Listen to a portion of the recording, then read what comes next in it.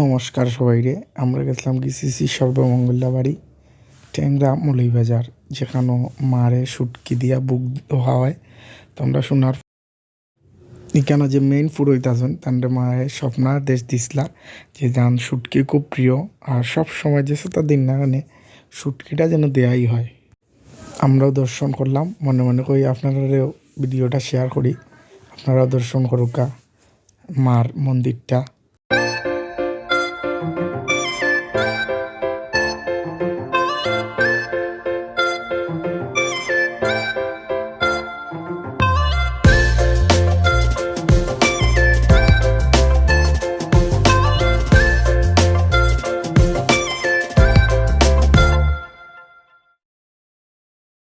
আর এখানে খুব সুন্দর একটা মহাদেবের মন্দির আছে, আপনারা ভিডিও দেখতে পাররা।